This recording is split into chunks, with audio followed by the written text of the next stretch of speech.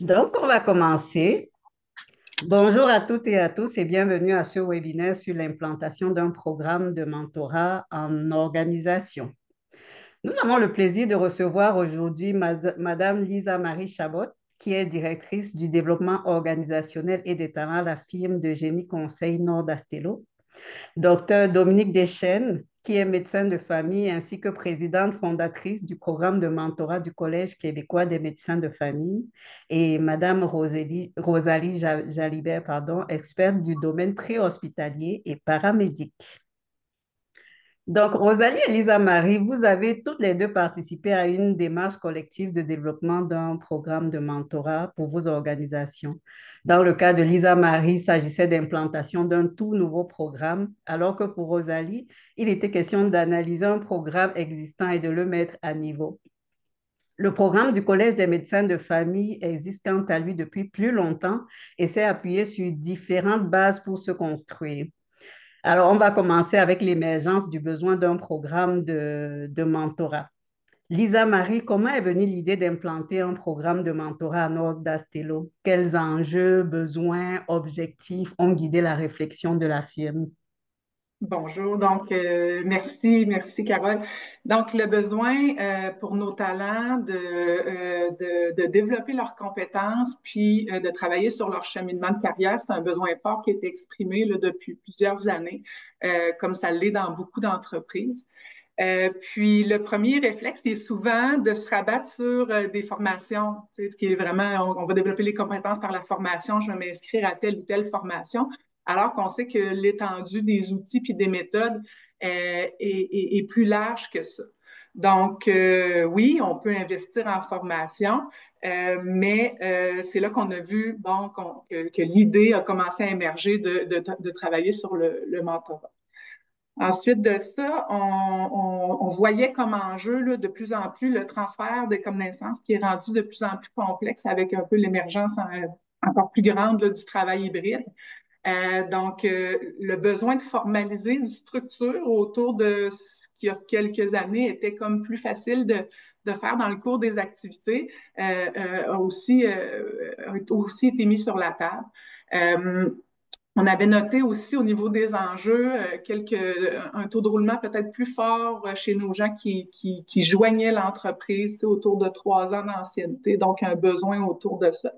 Puis finalement, on a connu une croissance vraiment accélérée là, dans les dernières années. Puis fait que tout ça ensemble a fait en sorte que on s'est dit, bon, je pense qu'il est temps qu'on investisse dans un programme de mentorat structuré. Fait que c'est ça. Fait qu'en résumé, les objectifs, c'était vraiment au début les objectifs sur la table, d'améliorer l'intégration puis de favoriser la rétention de nos gens, de multiplier les occasions de développement puis de les rendre plus accessibles à nos gens. Donc la formation, oui, mais est-ce qu'il peut y avoir d'autres occasions de développement puis de cheminement de carrière? Euh, Puis finalement, il y a eu, pas finalement, mais en troisième, beaucoup le point aussi de mettre à profit puis en valeur le savoir de nos experts internes, de nos gens qui étaient plus seniors en termes de reconnaissance. Fait qu'on voulait faire du chemin là-dessus. Puis finalement, ben, le mentorat, tu sais, à un moment donné, quand on a relié tous ces points-là, c'est une façon de bâtir des ponts fait, entre les départements, entre les groupes, entre les régions.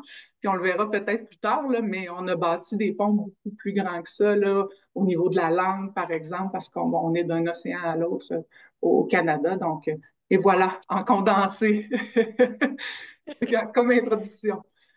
OK, bah, très bonne introduction. On entend de très bons mots-clés, développement et transfert de connaissances, reconnaissance de l'expertise, rétention des employés. Donc, c'est pas mal de belles choses à entendre. Rosalie, dans ton cas, c'est un peu différent dans la mesure où tu avais déjà implanté un programme de mentorat dans ton organisation avant même de faire le parcours de mentorat inclusif. Donc, quelle était la raison d'être de ce programme au départ? Euh, Bonjour tout le monde d'abord.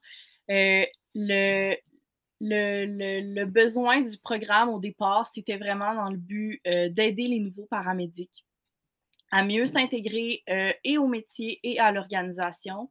Le but, c'était vraiment de leur permettre d'avoir accès à des paramédics d'expérience euh, pour faciliter leur intégration. le domaine préhospitalier a la particularité d'être très difficile. On peut voir des choses auxquelles on ne peut jamais vraiment réellement se préparer.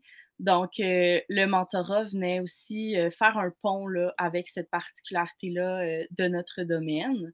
Puis, un peu comme le dit Lisa Marie aussi, c'était dans le but là, d'augmenter la rétention, en fait, là, on s'est dit, si on prend soin de nos gens, on va augmenter le taux de rétention et le mentorat a fait ses preuves avec ça. Beaucoup d'études le démontrent. Là. Et sachant qu'on a une audience internationale quand même, est-ce que tu peux préciser un peu de mots ce qu'on entend par paramédic et préhospitalier, des fois que le terme en lui-même ne serait pas international? Oui, absolument. Donc, paramédic, le système préhospitalier, c'est tout ce qui a trait aux ambulances. Donc, un paramédic est la personne qui travaille dans l'ambulance. En France, c'est plutôt le SAMU. Les ambulanciers en France font plutôt que transporter et aller sur les accidents. Nous, on couvre un plus vaste éventail au Québec. Ça s'apparente beaucoup à la Suisse, très différent du reste du Canada et des États-Unis aussi, notre système québécois préhospitalier. Merci, Rosalie. Donc, Dominique, quant à toi, peux-tu nous indiquer quels ont été les déclencheurs et les objectifs du programme de mentorat du Collège québécois des médecins de famille à l'origine? Absolument. Mais tout d'abord, je tiens à vous remercier. Le Collège québécois est vraiment content d'être ici aujourd'hui. Je dirais que les objectifs ressemblent beaucoup à ce que Rosalie expliquait tantôt. Le Collège québécois des médecins de famille, c'est la section du Québec du Collège des médecins de famille du Canada. Et c'est vraiment l'organisation qui supporte le développement de la médecine de famille. Ça existe depuis 60 ans et l'idée du mentorat est arrivée en 2012. Et jamais auparavant, il y avait été question de ce type d'accompagnement-là. En 2012 et 2014, j'ai eu la chance d'être la présidente du conseil d'administration et dans ces années-là, il y avait une grande valorisation des médecins de famille, mais peu de soutien de la relève. Quand la relève des médecins de famille arrivait sur le marché du travail, après 7 années, dont 2 dernières années en groupe de médecine de famille, là, de formation vraiment, vraiment soutenue par des enseignants, les médecins arrivaient dans les régions étaient plutôt finalement laissés à eux-mêmes. Donc là, ça dépendait un peu, le soutien dépendait de la région, des connexions qu'il y avait avec les personnes sur le terrain. Et le Collège québécois, donc, on trouvait que le mentorat répondait aux valeurs de notre association, des valeurs vraiment humanistes, de soutien d'un humain à l'autre, de transfert d'expertise, mais vraiment personnalisé. Alors, nous, notre objectif, c'était vraiment le soutien de la relève en médecine de famille, autant pour le développement qui est personnel que professionnel.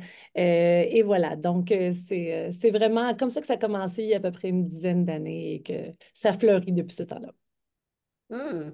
En tout cas, ce qu'on retient de ce que vous avez dit à ce stade-ci, c'est qu'au fond, vous êtes allé beaucoup vers le mentorat dans une intention, en fait, d'accompagnement, de soutien personnalisé de la relève ou bien des nouveaux employés, en plus de faciliter aussi l'intégration en organisation et puis la rétention des employés. C'est bon, ça. Donc, maintenant, en ce qui concerne la démarche d'implantation d'un programme de mentorat, Dominique, avais-tu une expérience antérieure en déploiement d'un programme de mentorat? Comment tu t'y es prise pour mettre en place ce programme au départ?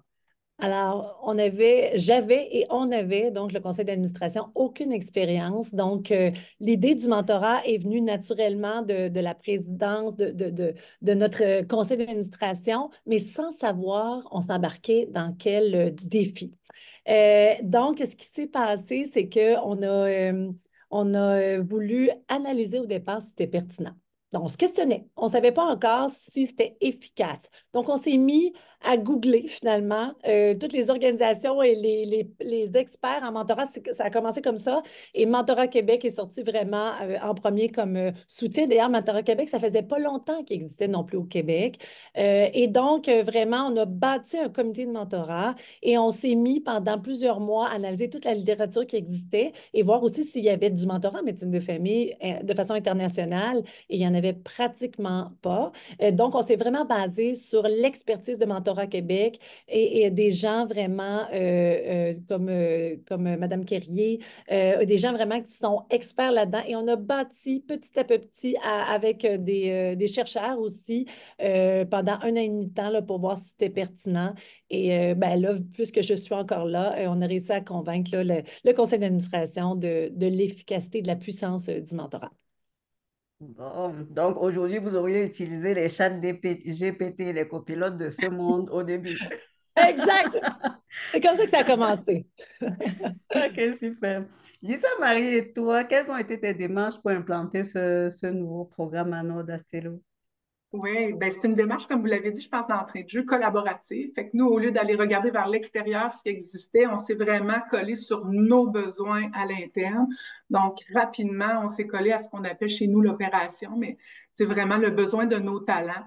Donc, avant de se lancer dans le déploiement d'un programme, on est allé chercher, par exemple, on a nommé 2 responsables qui seraient responsables de la démarche pour aller un peu faire les recherches là, que Dr. Deschaines le mentionnait. Donc, un responsable qui était vraiment issu, qui était directeur de notre département de structure, donc vraiment quelqu'un qui connaît bien le cœur des opérations, avec quelqu'un de l'équipe Talent Culture. Donc, déjà au début, c'était très collaboratif pour s'assurer d'être près du besoin.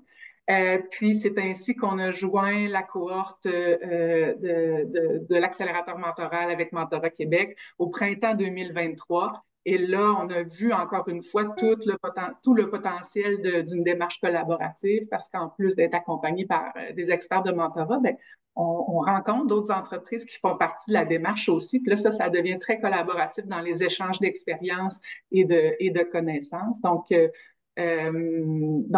a été ça les premières étapes. Puis une fois le parcours complété, on avait non seulement un plan de projet structuré, mais vraiment des balises claires, des outils performants auxquels on avait eu accès grâce au parcours. Et donc, tu sais, on avait tout en main pour continuer à consulter les diverses parties prenantes pour lancer éventuellement le programme, puis aussi ben, faire encore être encore plus convaincant auprès de notre comité de gestion là, dans le déploiement, là, bien que la démarche était déjà acceptée et les gens étaient convaincus. Fait que c'est un peu comme ça, nous, qu'on s'est lancé dans la démarche d'implantation, puis vraiment l'accent sur le collaboratif. Là. C'est là que ça a pris son sens. Donc, autant l'équipe, le groupe de Dominique est allé d'abord sur le marché voir ce qui se Oui. passait et puis est venu faire comme un brainstorming en équipe pour déterminer ce qui était à prendre, ce qui était à laisser dans le marché. Autant côté Nord Astello, vous avez commencé d'abord par collaborer ensemble pour déterminer, OK, quels sont nos besoins et comment on veut adresser ces besoins. Et ce qui est important à retenir, c'est que vous avez fini chez Mentorat Québec. Toutes les deux dans vos démarches. Donc, Rosalie, toi, voyons, tu avais déjà un programme fonctionnel, c'est ça. Pourquoi avoir voulu suivre le parcours de mentorat inclusif qui vise au fond la planification et le déploiement d'un programme de mentorat? Oui, mais dans le fond, ce qu'il faut savoir, c'est que moi, j'avais 21 ans quand j'ai décidé de lancer le programme de mentorat à l'interne de mon organisation. N'étant pas du tout dans mon domaine d'études, j'avais besoin, après 4 ans de travail acharné, j'avais besoin d'aller me fier à des professionnels, à des experts, comme les 2 autres ont dit plus tôt, là, c'était d'aller vérifier, d'aller trouver des preuves que le mentorat pouvait être pertinent dans notre organisation. Pour ensuite convaincre l'organisation. Puis, ben, avec le parcours de mentorat inclusif, ça nous a vraiment permis d'aller vérifier est-ce qu'on avait les bonnes pratiques en mentorat? Est-ce que je continuais à porter ça seule ou bien j'agrandissais mon équipe, ce qu'on a finalement choisi de faire. Puis, j'ai eu 4 collègues qui ont fait le parcours avec moi. Voilà, c'est pour ça qu'on a suivi le parcours en mentorat inclusif. Puis, ça a été grandement utile. Donc, c'était un besoin de validation que les pratiques que tu avais contribué à mettre en place, en fait, étaient bien adaptées aux meilleures pratiques, en fait, en mentorat. Exactement. OK. Pour le lancement proprement dit, Rosalie, comment tu as donc adapté les ressources du parcours de mentorat inclusif à ton programme existant? Ben, le parcours nous a permis vraiment de structurer le programme, de valider, modifier certaines pratiques qu'on avait. Ça nous a permis d'éclaircir notre modèle de programme, de vraiment trouver les termes adéquats, de se familiariser avec le jargon mentoral, si je peux le dire ainsi. Puis, ça nous a permis aussi là, de peaufiner nos formulaires d'évaluation, nos formulaires d'inscription. C'est tous des choses qu'on avait déjà à l'interne, mais qu'on a pu vraiment là, améliorer et utiliser au maximum là, de leur capacité. Puis, on a du même coup, hein, c'est un parcours en mentorat inclusif. Donc, ça nous a permis aussi là, d'ouvrir un volet plus inclusif à notre programme de mentorat et de faire plus attention à toute cette belle diversité-là à laquelle on doit porter attention aujourd'hui. Là, puis, ça a été très apprécié chez nous. Hmm. C'est bon, ça. Là, on entend beaucoup les mots-clés de diversité et inclusion que le mentorat, en fait, vient aider à promouvoir. Donc, Lisa Marie, une fois la solution du mentorat adoptée, quelle a été ta démarche pour lancer le programme? En fait, un peu à la différence de nos homologues dans le parcours là, au printemps 2023, il y a beaucoup d'entreprises qui avaient choisi de faire un projet pilote, donc avec une partie de leur talent. C'est pas le chemin qu'on a décidé de prendre. Bien entendu, c'est une bonne solution, là. Nous, il faut savoir qu'aujourd'hui, en date d'aujourd'hui, Nordastello, c'est une firme de génie conseil qui compte environ 900 employés. C'est quand même une bonne envergure, mais malgré ça, on a une culture d'entreprise qui est très forte sur l'agilité puis l'apprentissage dans l'action.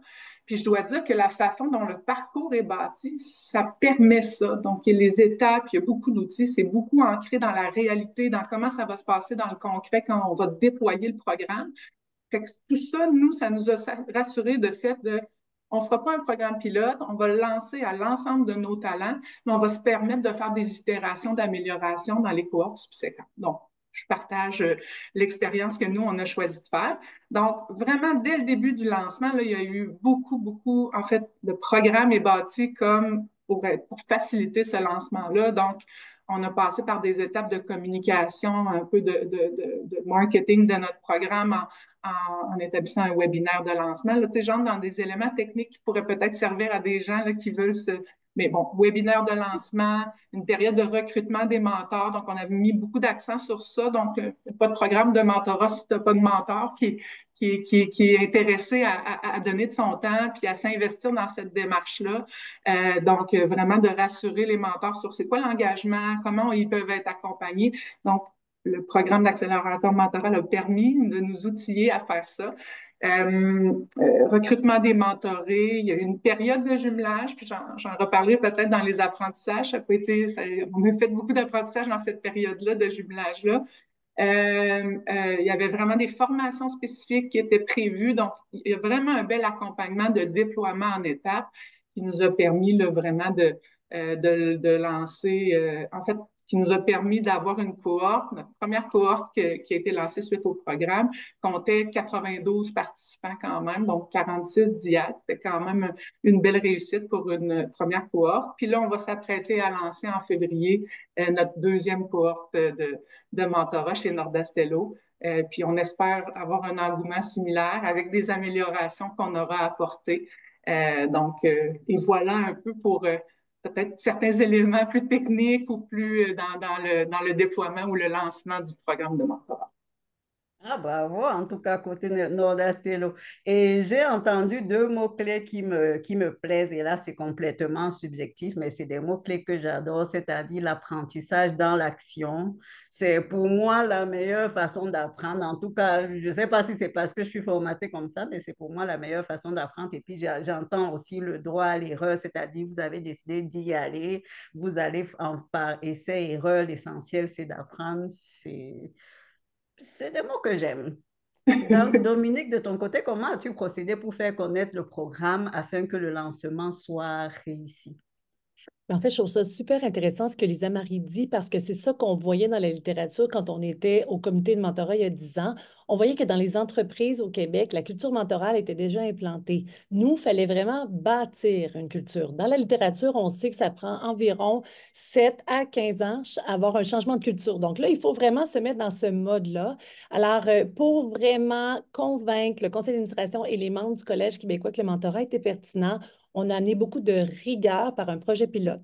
Pour nous, on n'avait pas d'autre façon finalement de convaincre doucement que le mentorat était vraiment pertinent. Donc, on a créé un projet pilote avec le comité mentorat du Collège québécois et un chercheur de l'Université Laval, donc M. Luc Côté, qui était vraiment spécialisé dans l'enseignement en médecine de famille, mais aussi dans les communautés de pratique. Donc, on a bâti un projet pilote avec un petit échantillon d'IAD, donc 7 IAD, 14 personnes. On a analysé pendant une année, finalement, avec des suivis réguliers, là, des questionnaires aux 3 mois. Puis après un an et demi, on a vraiment pondu un document qui confirmait la pertinence et la satisfaction du développement personnel et professionnel des DIAD. Et suite à ça, donc, le conseil d'administration a accepté de créer vraiment le dit programme de mentorat qui existe actuellement qui est toujours actif et je dirais même qui est toujours en croissance. Donc, rigueur pour moi, qualité du programme, soutien des DIAD, puis surtout utiliser à chaque année l'évaluation des DIAD pour bonifier notre programme. Je pense que ça, c'est vraiment la façon que j'ai et que le comité de programme a procédé, là, même avec le temps pour à bâtir la communauté mentorale actuelle qui existe. Mhm. Donc, on a vraiment eu trois profils de lancement, c'est-à-dire autant chez Rosalie, c'était relancer un programme qui avait déjà été lancé avec les améliorations liées au parcours de mentorat inclusif. Côté Nordastello, Lisa Marie est plutôt allée sur un lancement Big Bang, c'est-à-dire on s'outille dès le départ, on s'organise en fonction de nos besoins et on y va, on s'adapte. Et côté docteur Deschênes, Dominique, vous êtes plutôt allé avec la notion de projet pilote, c'est-à-dire déterminer la faisabilité ou bien l'acceptabilité même du programme de mentorat, s'assurer que vous avez, comment dire, le buy-in de vos parties prenantes avant de le lancer à plus grande échelle. Donc, Exactement. c'est des bonnes pratiques, tout ça. C'est-à-dire, vos trois points de vue, en fait, permettent aux personnes qui nous écoutent, au fond, de déterminer, selon leurs besoins, selon leur contexte, qu'est-ce qu'elles peuvent adopter comme pratique dans tout ça. C'est Je ce me qui est bien permettrais de inspirant. renchérir sur l'approche qui n'est pas pilote ou qui est dans l'action. Il y a quand même ce côté-là de rigueur que le docteur Deschênes mentionne, ça prend des mesures. Puis dans le programme de l'accélérateur de Mentorat Québec, il y a des indicateurs de performance et des sondages. Et vraiment, il y a un accompagnement à ce niveau-là. Donc, d'emblée, nous aussi, on a intégré ces éléments-là pour être en mesure de faire des itérations d'amélioration. Fait que j'abonde dans le même sens que vous, ça prend de la rigueur Oui. dans une Oh, implantation. Oh oui, ça prend de la mesure. Je pourrais même dire rapidement que j'ai eu un organisme qui est plus qui fait plus dans le social et qui avait un enjeu avec la notion de mesure. Et puis je lui disais, la mesure peut même être qualitative pour peu qu'elle te permette en fait d'apporter de la qualité, d'améliorer l'expérience des personnes qui participent à ton programme. Donc, la mesure n'est pas toujours quantitative dans ce contexte-là, elle peut aussi être qualitative. Donc, ça, c'était une parenthèse. On va maintenant parler des défis et ou des facteurs de succès liés au déploiement d'un programme de mentorat inclusif. Donc, quels ont été vos plus grands défis dans l'implantation et la gestion du programme de mentorat? Ou si vous préférez, quels sont pour vous les facteurs de succès dans le déploiement d'un programme de mentorat inclusif? On va commencer avec toi, Lisa Marie. Oui, ben, je vais peut-être pour laisser la chance aux autres, peut-être dire un facteur de succès. On a parlé de culture mentorale. Je pense que c'est quelque chose qui se développe sur le long terme, mais je dois avouer qu'on a chez Nordastello un terreau fertile. Euh, on est dans l'industrie de vendre des services de savoir, des experts conseils. Donc, je pense qu'il y avait déjà cette notion-là d'importance de transfert puis de mentorer la relève ou les collègues. Donc, je pense qu'il y avait déjà ce terreau fertile-là. Donc, peut-être que ça, c'en est un facteur de succès. Sinon, dans les difficultés ou les défis soulevés, là, vraiment, dans la partie jumelage, donc on est allé avec un jumelage maison, là, puis là, tu sais, j'ai mentionné qu'il y avait un grand inventaire d'une centaine de personnes intéressées à faire partie du programme. Donc, le défi de jumeler les gens à la bonne franquette, je vais le dire comme ça, là, mais avec des outils maison, là, ça a demandé passablement de temps. Fait que je pense qu'on a eu un bon taux de succès dans l'adéquation entre les besoins des mentorés et les mentors. Mais sinon, on n'a pas toujours été pile poil. Puis ça, en cours de route, ça a pu créer des déceptions sur, bon, mon besoin n'est pas 100% répondu. Fait qu'on a dû faire des interventions et des ajustements. Donc, pas sous-estimer cette partie-là là, de l'adéquation entre les besoins mentorés et mentors. Mais sinon, tout le monde s'est entendu pour dire qu'au final, la démarche en elle-même, elle est riche d'expérience, de connexion humaine et de partage. Mais quand même, ça a été un défi pour nous qu'on va adresser différemment dans la prochaine cour. Donc, de ce que tu dis, j'entends culture mentorale et comment dire, travail comment dire, de jumelage des diades très important à peaufiner.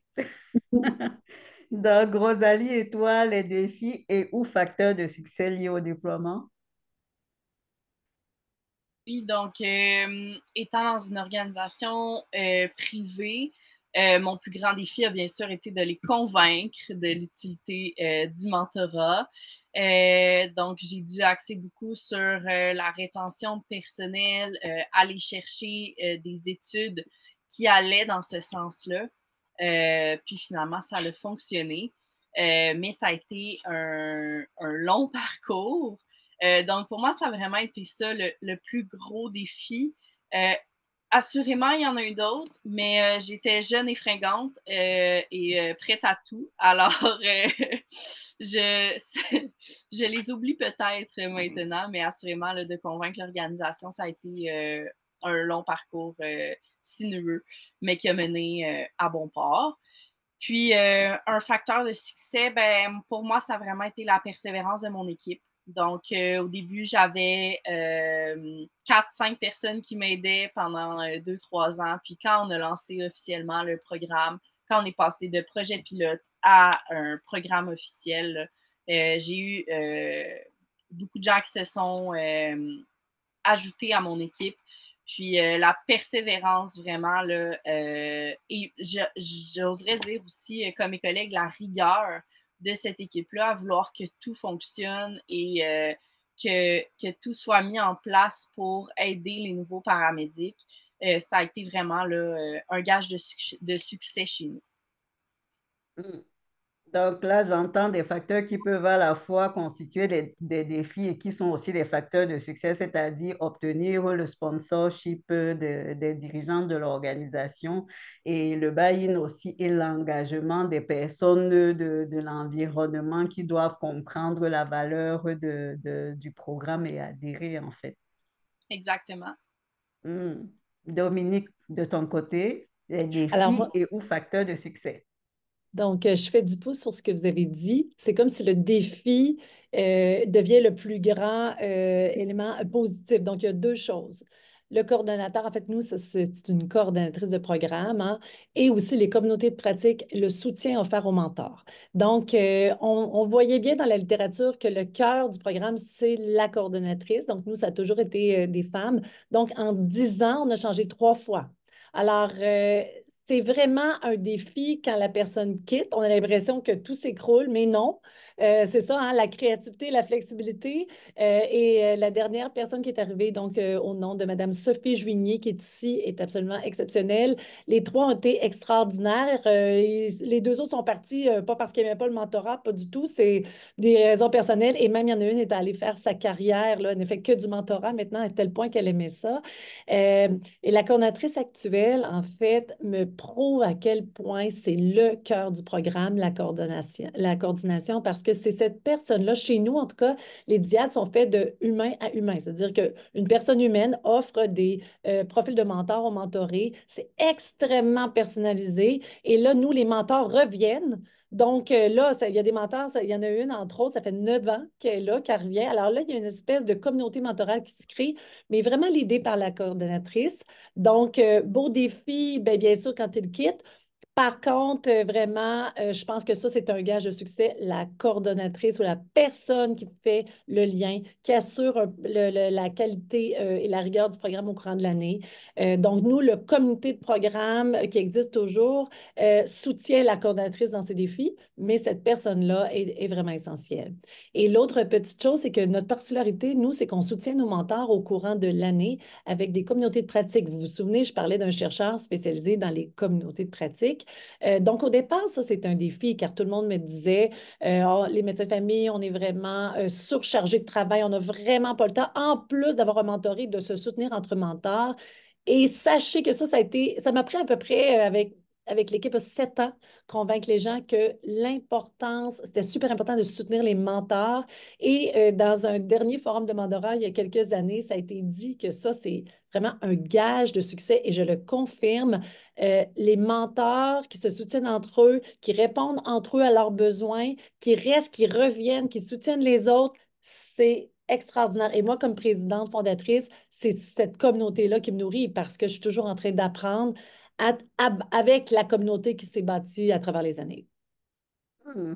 Donc, tu as amené les notions de coordination du programme, effectivement très important. D'ailleurs, dans le parcours de mentorat inclusif de Mentorat Québec, on a tout un module sur la coordination et le suivi, tellement c'est important en fait dans la mise en place et la qualité d'un programme de mentorat. Et ensuite, tu as parlé de l'autre point qui est vraiment La important. communauté de pratique. C'est ça, tout ce Le qui est soutien des communauté. mentors.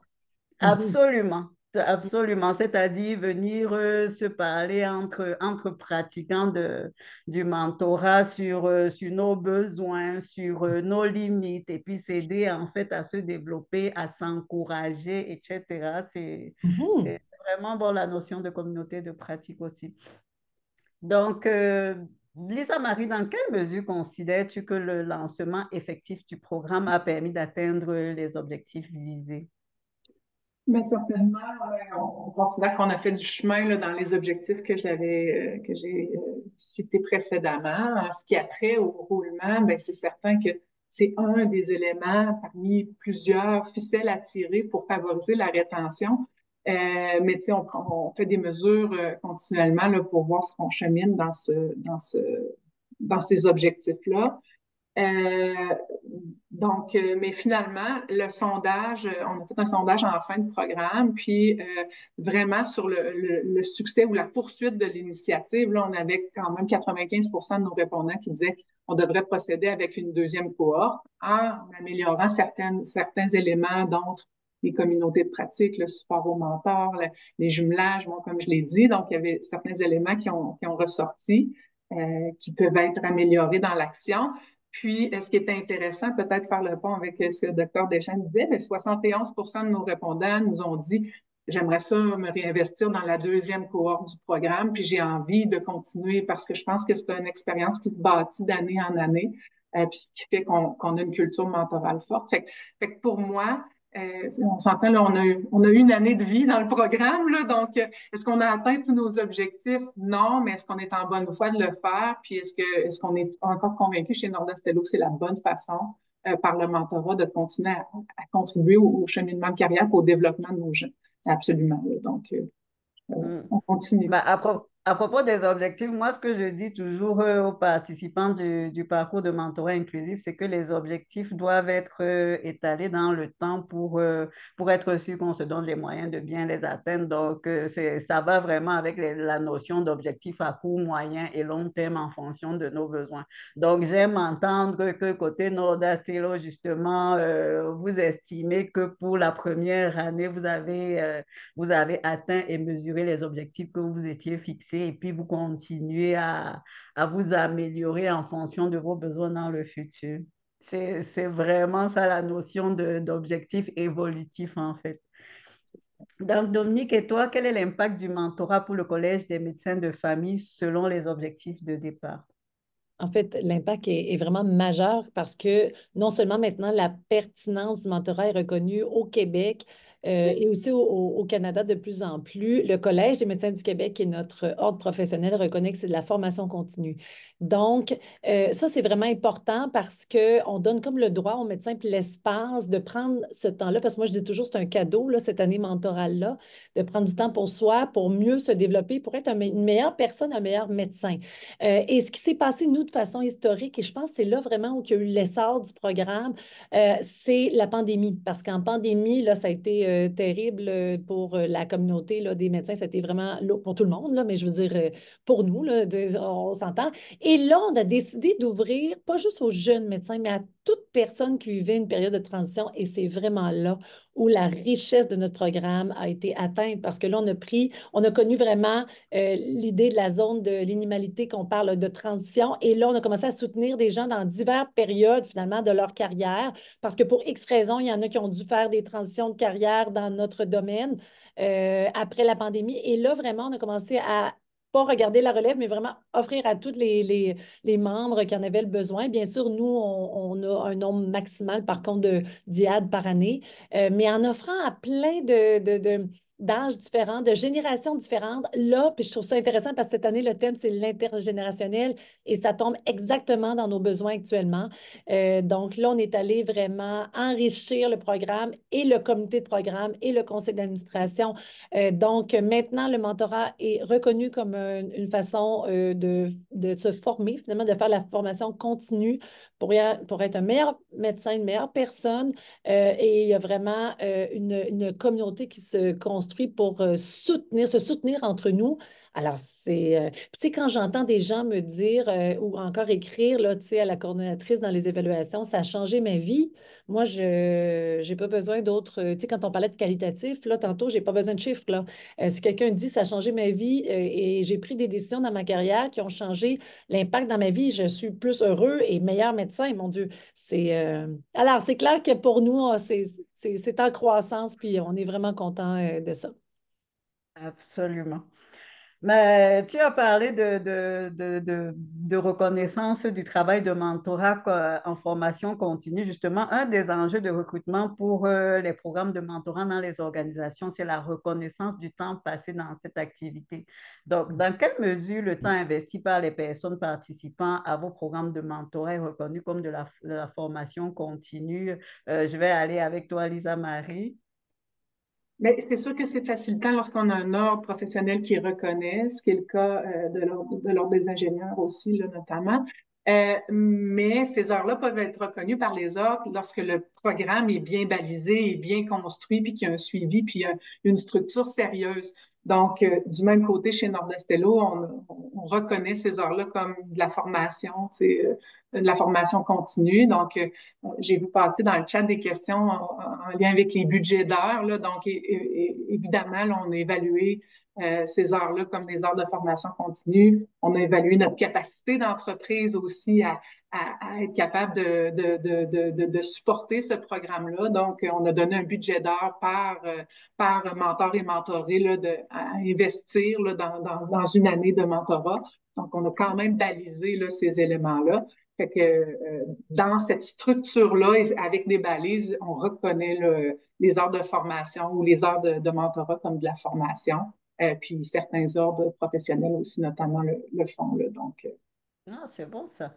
Et Rosalie, dans le domaine des paramédics, est-ce qu'il y a cette... je vois ton nom verbal que... vas-y.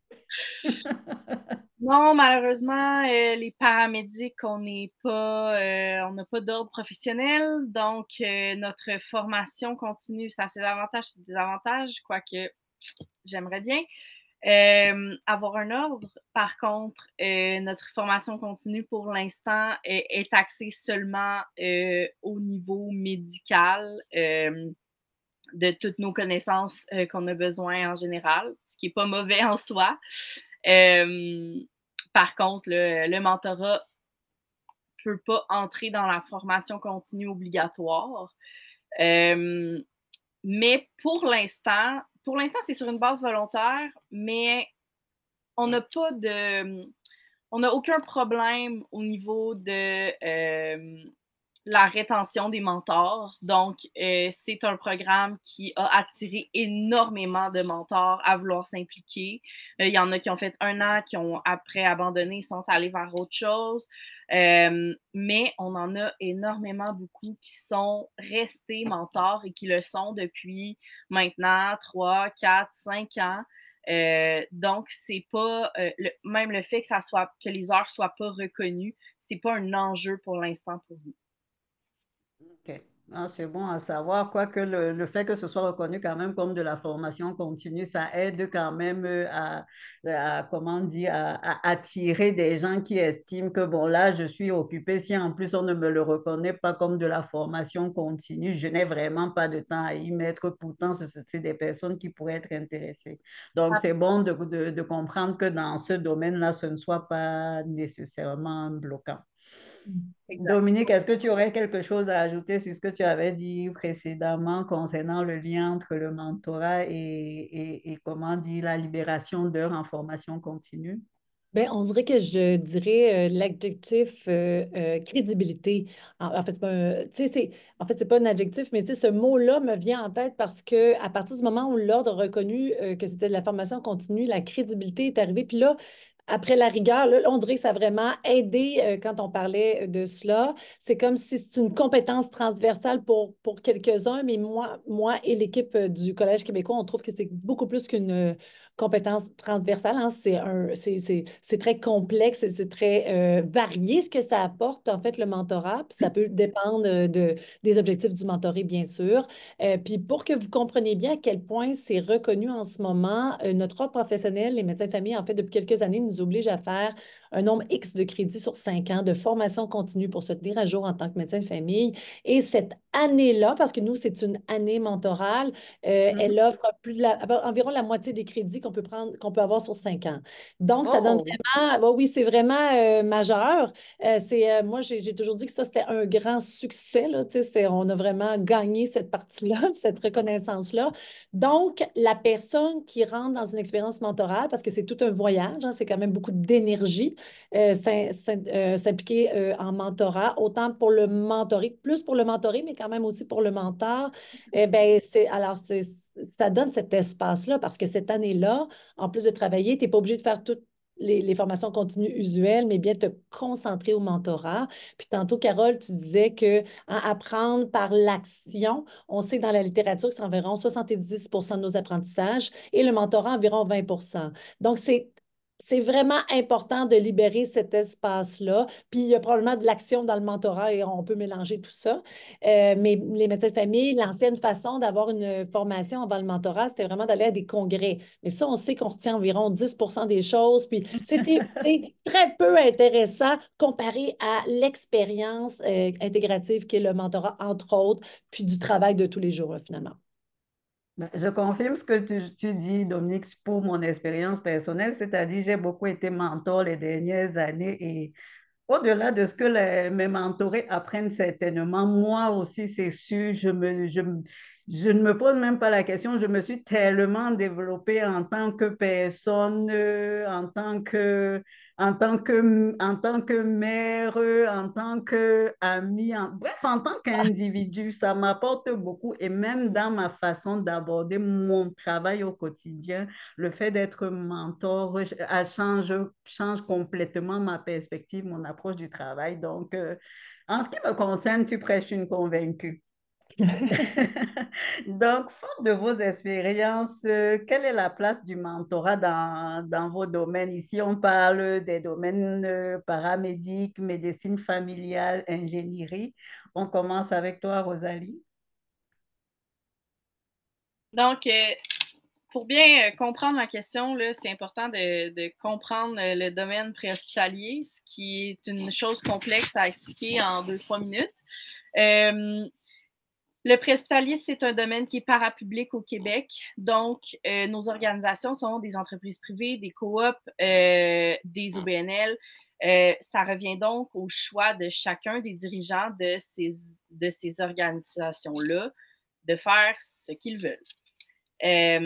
C'est donc difficile de se prononcer sur l'ensemble du Québec. Est-ce que la plupart en ont ou la plupart en ont pas? Avec les années que j'ai passées à travailler sur le programme de mentorat, j'ai bien évidemment entré en contact avec certaines autres organisations qui avaient ou non des programmes de mentorat. Donc, c'est pas la majorité des entreprises préhospitalières qui ont des programmes de mentorat, loin de là même. Mais ça devrait, malheureusement, parce que c'est un domaine qui, à mon sens, a grandement besoin de programmes de mentorat. On commence à être paramédic à 20 ans. C'est très jeune pour voir des atrocités comme on peut en voir. Donc, pour moi, le mentorat vient vraiment consolider là, tout cet aspect-là et rassurer les nouveaux paramédics, autant sur les particularités des secteurs que sur le travail en soi. Pour l'instant, les entreprises ont misé plus sur la paire aidance, ce qui est une bonne chose aussi. Mais j'espère vraiment que la prochaine mode va être les programmes de mentorat et que ça va pouvoir exploser et être dans toutes les entreprises. Intéressant. Ce que tu es en train de nous dire, en fait, c'est que, étant donné comment on dit, l'âge relativement jeune, je dis relativement jeune, c'est jeune, quoi. Donc, l'âge jeune, donc, étant donné le jeune âge des paramédics qui entrent en fonction, le mentorat, en fait, a toute sa place pour les accompagner dans un cheminement de carrière qui n'est pas forcément facile compte tenu en fait des scènes, des réalités dont ces personnes-là sont témoins. Exactement. Mm. Et de ton côté, Dominique, la place du mentorat, je suis sûre que tu vas nous dire ça, sa place, point, mais détail. Mais il peut y avoir plus. En fait, on vient de faire une retraite, là. Le comité de mentorat, en fait, il faut savoir que la base du comité, on a toujours été ensemble. C'est-à-dire qu'il y a des gens qui se sont greffés, mais on est quand même entre autres, 4 mêmes personnes depuis 10 ans. Donc, on vient de faire une retraite. Un peu notre vision dans les 3, 5 prochaines années, c'est d'explorer l'international, voir ce qui se fait ailleurs. On peut toujours être inspiré. Nous, notre programme, on le maintient comme ça. On ne peut pas, contrairement à Lise et Marie, on ne peut pas le faire grossir énormément parce que pour avoir la rigueur, il faut avoir un coordonnateur, puis le nombre de diades, en ce moment, on est à 25 diades d'année. Pour nous, c'est vraiment le maximum avec le temps de coordination qu'on a. Par contre, on a vraiment un volet de consultant qu'on explore avec le conseil d'administration de développer, c'est-à-dire qu'on devienne consultant parce qu'on a une expertise là, qui s'est bâtie avec les années. Par exemple, pour que des universités bâtissent des programmes en médecine de famille, parce que comme Lisa Marie disait, en fait, là, on est rendu là, de soutenir les gens à développer leur programme dans leur organisation avec leurs valeurs et leurs besoins. Donc, c'est comme si on prenait les valeurs mentorales, mais qu'on devenait des consultants pour faire hein, pour avoir des petites tentacules un peu partout, mais pas comme nous, on trouve que c'est parfait le mentorat, mais bien comme eux. Par exemple, à l'Université de Sherbrooke, ça se peut qu'on ait un beau projet pilote l'année prochaine, explorer ça pour soutenir les autres à bâtir leur propre programme. Donc, voilà, donc pour faire des petits comme ça, là. Bon, dans ton industrie, c'est à grandir. Conclusion. Oui, vraiment. Et Lisa Marie, côté dans l'ingénierie, quelle est la place du mentorat pour toi? Euh, Comme je l'ai dit peut-être un peu précédemment, je dois dire que l'idée, tu sais, d'investir dans une culture mentorale forte a été alimentée par le constat que notre firme, comme l'ensemble des firmes de génie conseil au Québec, représente un carrefour d'experts chevronnés, là. Donc, on a un terreau super fertile parce qu'on a des experts, des professionnels dans une quantité quand même assez grande de domaines de l'ingénierie. Donc, on agit tous les jours comme des conseillers de confiance pour des clients privés, publics, pour les amener à mener leurs projets, leur réalisation, la planification. Donc, ça devient comme une richesse qu'il faut exploiter plus dans notre industrie. Donc, mettre à profit les talents de notre industrie, mais aussi pour tout jeune diplômé de l'ingénierie ou de d'autres professionnels qui pourraient faire partie du génie conseil. Donc, comment est-ce qu'on se rapproche du secteur universitaire, comme le docteur Desjardins le mentionne, donc, et technique pour voir comment est-ce que ce terreau fertile-là peut être mis à profit puis bénéficier de notre industrie là, par le futur. Donc, je dirais la même chose. Je pense que ça peut grandir encore plus la place du mentorat dans l'industrie du génie conseil, mais on a un terreau très, très fertile d'experts habilités à transmettre leurs connaissances. Donc, et voilà, ça promet. Mais en tout cas, je ne sais pas si vous vous êtes rendu compte, mais vous avez abordé beaucoup de thèmes liés à l'inclusion. On a entendu intergénérationnel, on a entendu intégration des nouveaux diplômés, intégration des nouveaux employés. Bref, prise en compte de l'ensemble de la diversité dans le développement de nos activités, de nos compétences. Donc, à ce stade-ci, j'ai fini avec mes questions. On va aller faire un saut dans le chat pour ça, pour répondre aux questions des participantes et participantes. Marika, est-ce qu'on a des questions qui n'ont pas été répondues dans le chat? Je peux, Alors, je peux si je peut-être te les remonte. passer si tu veux. J'ai une OK. question ici qui demande, le mentorat fait seulement en diade ou aussi en petit groupe? Une question de Marie-Josée. Donc, la question est, est-ce que le mentorat se fait seulement en diade ou en petit groupe? Exactement. Bon, Dominique, tu avais la main levée. Est-ce que tu voudrais répondre à cette question? Vas-y. Certainement. En fait, moi, donc, si je parle pour notre programme, le mentorat est vraiment en diade, donc axé sur les besoins du mentoré, adapté avec le mentor. Là, c'est vraiment, nous, ce qu'on exige après le webinaire de lancement du début de l'année, c'est vraiment à peu près 1 heure à 1 heure et demie, une fois par mois, mais de façon organisée pendant 12 mois. Il y a souvent une pause là, à l'été. Fait que c'est à peu près 8 à 10 rencontres année. Ce moment-là est vraiment un moment privilégié qui est confidentiel, donc on trouve que c'est mieux en diade.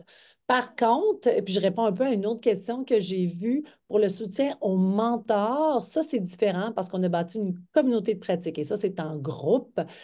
Donc c'est confidentiel parce que c'est les mentors qui parlent de leurs expériences, mais c'est complètement différent. Donc pour ceux qui connaissent la littérature sur les communautés de pratique, c'est vraiment que les mentors experts entre eux, c'est animé par moi et par la coordonnatrice, se nourrissent de questions et de réponses ensemble avec leur expertise.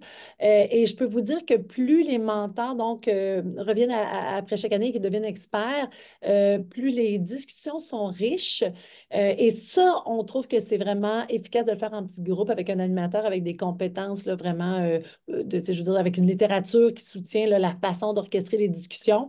Et je pourrais même vous dire que ces petits groupes-là ont fait émaner des questions qu'on a nous-mêmes amenées au conseil d'administration pour nourrir la communauté des médecins de famille du Québec, là, parce qu'il y a beaucoup de choses pertinentes qui ressortent des rencontres, des diades. Mais tout est quand même confidentiel. La seule personne qui sait finalement de qui on parle, c'est la coordonnatrice qui, elle, est vraiment dans le secret des dieux. Donc, ce qu'on peut retenir de ce que tu dis, c'est que le mentorat peut se faire aussi bien en diade qu'en groupe, tout dépendamment des besoins et parfois aussi des ressources disponibles pour Absolument. accompagner le tout. Oui, Lisa Marie, tu avais la main levée pour compléter Ben, cette c'est réponse. exactement ça. Chez nous, on offre la possibilité aussi, selon si le mentor se sent à l'aise, d'accompagner peut-être un ou deux mentorés. Donc, on a offert cette possibilité-là. Dans la première cohorte, le cas de figure s'est pas posé, mais on le permettrait dans le cadre du programme, puis on donnerait l'accompagnement nécessaire. Hmm. Rosalie, tu avais aussi un complément? Oui, j'aimerais dire que le programme de l'accélérateur mentoral, le premier cours, en fait, porte sur les modèles de programme. Puis là-dedans, on apprend les différents modèles qui sont possibles pour un programme de mentorat parce que oui, il y a les diades et oui, il y a les petits groupes, mais il y en a plusieurs autres aussi. Donc, ça peut être vraiment pertinent très pertinent, l'accélérateur mentoral, mais ça peut être vraiment pertinent aussi de se pencher sur le modèle qui peut être le plus adapté à notre réalité, à nous, dans notre organisation. Absolument. Donc, Marika, d'autres questions? Oui, une dernière question de Juliette. Avez-vous des références de livres qui seraient une littérature pertinente pour bâtir le programme? Hmm. Dominique, vas-y. oui. En fait, nous, on va l'écrire dans le chat, là, mais on a vraiment bâti avec la littérature de Mentorat Québec, mais tu sais, il y a 10 ans, on s'est fié à Christine Quérier, donc guide pratique, le mentorat comme outil de développement professionnel, et aussi pour la réflexion, là, le mentorat et le développement professionnel pour alimenter la réflexion. Donc, nous, on est vraiment parti sur la littérature, comment bâtir un programme de mentorat par Madame Quérier et aussi les experts en mentorat de l'Université du Québec à Montréal. Merci, Dominique. Donc, à ce stade, je vais vous remercier, vu le temps qui nous reste, je vais vous remercier aux participants et participantes pour votre écoute. On va vous proposer un court sondage final. Votre rétroaction nous est très précieuse. Donc, je vais vous remercier, mesdames, pour votre disponibilité. J'ai nommé Lisa Marie Chabot, directrice du développement organisationnel et des talents à Nord Astello. Docteur Dominique Deschênes, médecin de famille et présidente fondatrice du programme de mentorat du Collège québécois des médecins de famille. Et Rosalie Jalibert, experte du domaine préhospitalier et paramédic. Ce fut un honneur d'échanger avec vous. Merci pour votre Merci. temps une fois encore. Merci beaucoup. Merci beaucoup. Donc, sur ce, je vous laisse aller. Vous êtes Ben, libre. Je peux chanter libéré ou bien c'est too much. merci Bonne beaucoup. journée.